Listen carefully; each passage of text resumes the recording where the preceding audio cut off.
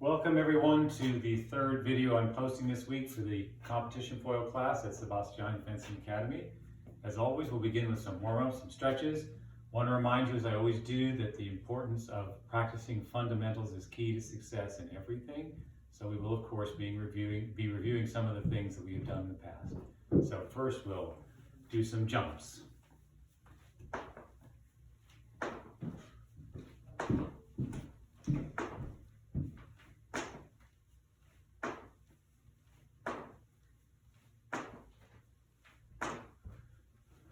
And assume the lunge position and stretch that.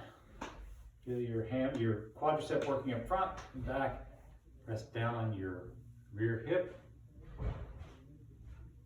Notice always maintaining the knee over the ankle. And pivot. And stretch that. And pivot back. Increase the length of your lunge. Put your hands out and pivot. Going a little bit lower each time. Back to the original, go down the runner position. Right shoulder next to right knee if you're right-handed, and vice versa. Lower yourself, feel your hamstrings stretch a little bit. Pivot. Stretch with your non-dominant shoulder next to your non-dominant knee. Now some high steps, alternating, opposite hand of course.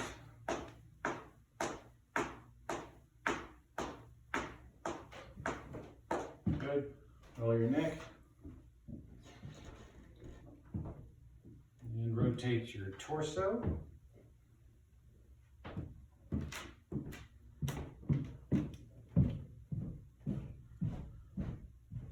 Stretch your arms back and across. Little isometric push and resist. Then pull and resist. Same thing with your head. Side to side and front to back. Take the A position, just drop down, stretch your hamstrings and the backs of your thighs. Let yourself hang for a moment. See how you can feel the stretch. Work your feet in closer. Can you touch your toes comfortably? All this stretching, as I've said now 1,000 times, should be done every day. And if you stretch throughout your entire life, when you get to be 87 years old, you will be in better shape than a lot of other people. Keeping yourself flexible is really crucial. And of course, fencing, as we know, is a lifetime sport. So let's do a little advance and retreat work, just at your own pace. Changing direction, keeping always an unexpected pattern. Don't do one advance, one retreat, two advances, two retreats. Make it change. 3, then 1, then 4, then 2, then 3, and 5. You've heard me quote the coach at Yale when I lived up there in the 80s. A man from Armenia who said, "You need the unexpectable." Your opponent should never know which way you're going to go. Should never discern a pattern. Not just direction, but also tempo. Slow, fast. Sometimes creeping in slowly for a fast lunge. Sometimes a dynamic burst like a balestra. And non-dominant side. Again, keeping tempo different, keeping variety constant, if that isn't a contradiction.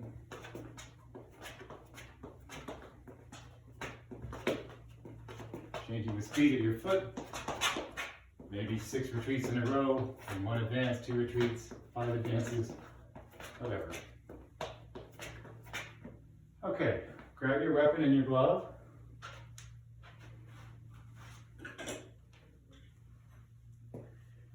My hope is that at this point you've figured out a way to devise a target. So even though you can't see my target, you can see when I hit it. First thing from extension distance, 5, ready, go. 1, 2, 3, 4, can, try to hit the same spot every time to practice your point control. Should have said first, let's warm up our fingers before we do that. So taking just your first 2 fingers and your thumb, maybe your ring finger involved, but not your pinky, and make disengages. Very small, very loose. Now make circles in either direction for a double. Now make a circle and a disengage, a double, disengage, a double, disengage, a double in a circle, a disengage with the letter U. Now write your name in the air, keeping your fingers very loose. Similarly, you want your shoulders to be loose as well, of course, right? Though your hand will hit and rise to above shoulder level, you certainly don't want this. You want this shoulder as relaxed as if you were simply reaching for a plate in your cabinet. With the advance, you're going to try to hit the point on the target before your advance is completed. Hit foot. Hit foot.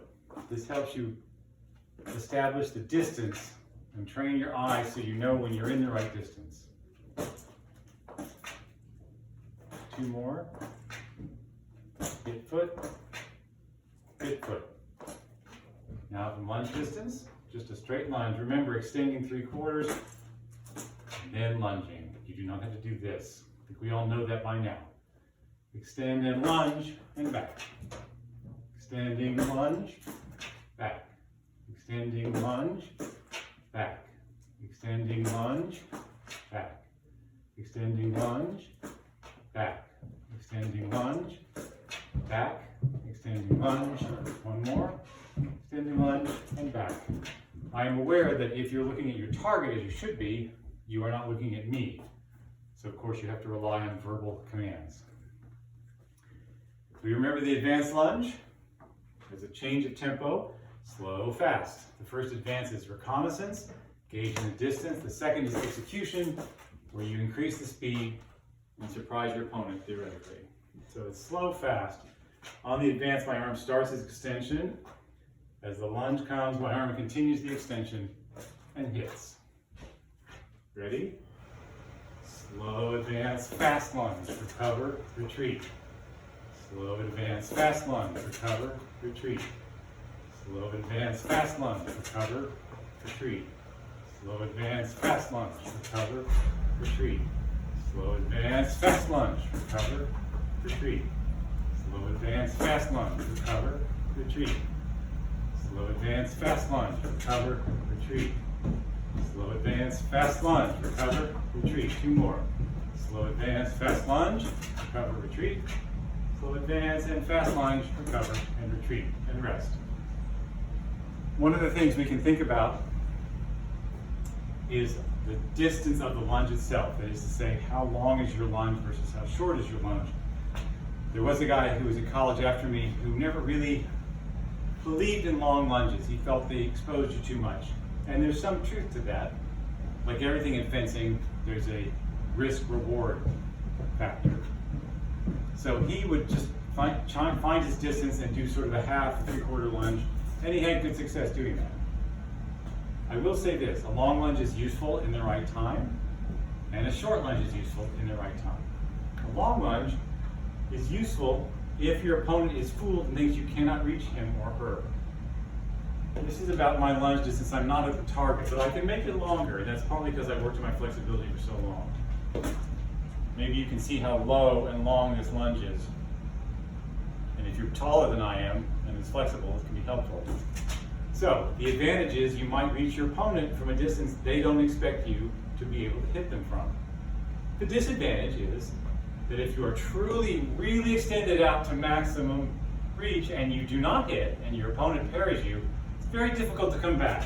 Even if your form is good, it's just that little extra distance takes that much longer and you may get hit. So a long lunge, like every move in fencing, is useful in some circumstances and not as useful in others. By contrast, a short lunge works when you have worked your feet back and forth and you've penetrated their bubble and they're close enough that they don't really feel like you're going to hit, but you can hit them with a short lunge. And should you be parried, you have time to come back and make a counter to the post. Let's do a long lunge. So step back a little more further than you normally would. We'll do it slowly. You're going to advance and then lunge and really reach it, stretch it. Ready? Advance and lunge. I'm still keeping my torso more or less upright, but I'm really stretched out. Recover and retreat. Longer distance. Advance and lunge. Recover and retreat. Stretch your distance a little bit, longer than you would expect. Advance and lunge. Recover and retreat. Advance and lunge. Recover and retreat. Keep that distance a little longer than normal. Advance and lunge. Recover and retreat. Advance and lunge. Recover and retreat. Check your distance. Make sure it's a little longer than normal. 3 more. Go. Advance and lunge.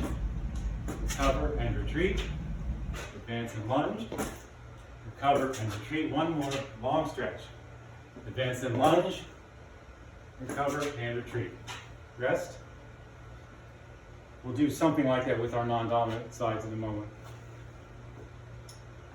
So even if you have a pistol grip, take it in your left hand or non-dominant hand. Make your lunge a little bit longer than you normally would for this side since it's not your norm. We'll do 6 of these. Go. Advance lunge. Really stretch it. Further than you think. Recover, retreat. Advance lunge. Recover, retreat. Advance lunge. Recover, retreat. Reassess your distance. Are you further than normal? You should be for this exercise. Go. Advance lunge. Recover, retreat. 2 more. Advance lunge. Recover, retreat. And 1 more. Advance lunge. Recover, retreat, and rest. I'm just going to check the video, make sure it's still running.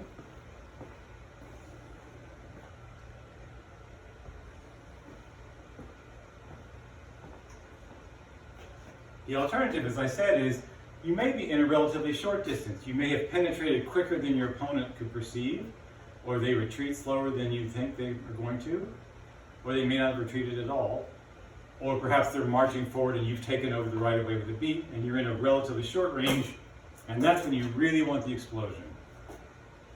So find your normal advanced lunge distance and bring it up just a touch shorter. These little differences, of course, make all the difference.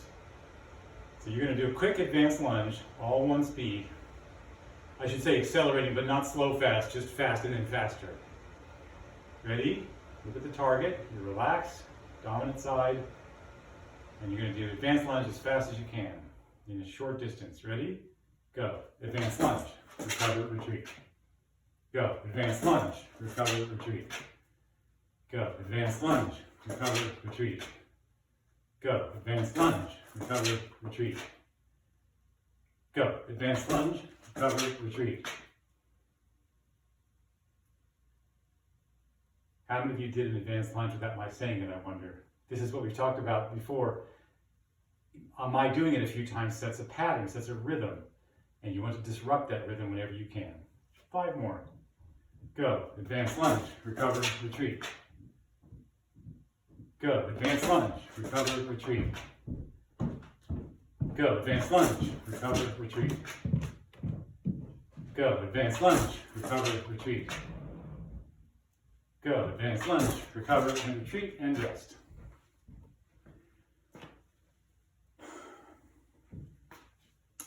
We're going to do some compound motions. If you remember from last week, there are some compound motions you do in the advance and you finish with a second motion in the lunge. Or you can advance in distance and do both movements of the arm in the lunge. There's a different timing. And of course, you want to train this so that it's so automatic that in a bout, when there's no time to think, your eyes perceive it, your body performs it. Perceive and perform.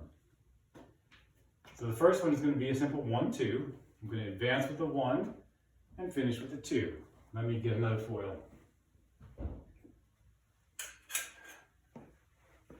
If you're holding this foil, your first disengage is going to be here in a kind of neutral or gray area under my arm.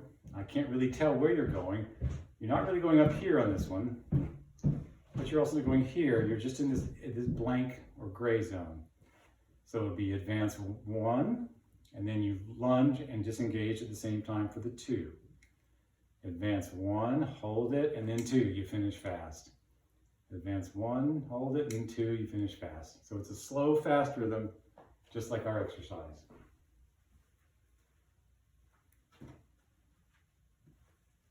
Ready? Advance 1, then 2. Watch me first. Advance 1, 2, recover, retreat. Advance 1, there's my feint under the arm. I could go anywhere from here. And then 2, a second disengage. Go. Advance 1, 2. Go. Advance 1, 2. Go. Advance 1, 2. Ready? Go. Advance 1, 2. Recover, retreat. 1 retreat, 1 advance, 1 retreat, 1 advance. Ready? Go. Advance 1, 2. Recover, retreat.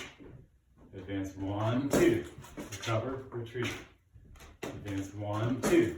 Recover, retreat. Advance 1, 2. Recover, retreat. Advance 1, 2. Recover, retreat. 2 retreats. 2 advances. 1 retreat. Another retreat. 2 advances. 2 more lunges. Go. Advance 1, 2. You're accelerating. Advance 1, 2, and rest. As I said last week, you can also do the 1, 2 in the lunge. You watch me for a moment. You go advance in your normal on guard position, and then 1, 2 in the lunge. Advance, 1, 2. As I said last week, of course, I'm not really kicking this high with my foot in my lunge. It's just for demonstration purposes. Advance, 1, 2. Advance, 1, 2. You can hear the difference between advance 1, 2 and advance 1, 2. So it's a different tempo. I may advance like this and look not threatening at all, but the moment I start, I surprise my opponent and hit him or her. We'll do 10 of those. Ready? Face your target. It's going to be advance 1, 2. Ready? Go. Advance 1, 2. Recover and retreat. Advance 1, 2 in the lunge. Recover and retreat. Advance 1, 2 in the lunge. Recover, retreat. Did you follow the pattern? I purposely stopped it. Ready? Go. Advance 1, 2. Recover and retreat. Advance 1, 2. Recover and retreat. Retreat, retreat. Advance, advance. Go. Advance 1, 2. Recover and retreat. Advance 1, 2. Recover and retreat. Advance 1, 2. Recover and retreat and rest. The last one of these we'll do is a straight feint, double, disengage. A straight feint, I double around your parry, and then I do a second disengage to avoid your lateral windshield wiper parry. I go feint, I avoid your circle with a circle, and I avoid your lateral with a disengage. We'll do the advanced feint here, and then the double disengage in the lunge itself. So it looks like this: advanced feint, double, disengage. I'll show you this way as well. Advanced feint, circle, disengage. Advanced feint, double or circle, disengage. Ready? Face your target. Go. Advanced straight feint, double, disengage. Recover and retreat. Take a moment to check on this. Sometimes this is confusing for students. Again, you're advancing with a feint. You're making a circle to avoid my circular parry, and a disengage to avoid my lateral parry, my side-to-side parry. Ready? Advance straight feint, double, disengage, recover and retreat. Advance straight feint, double, disengage, recover and retreat. Advance straight feint, disengage. Sorry, I misspoke there. Let's try that again. Advance straight feint, double, disengage. Retreat, retreat, advance, advance. Go. Advance straight feint, double, disengage, Both of them in the lunge.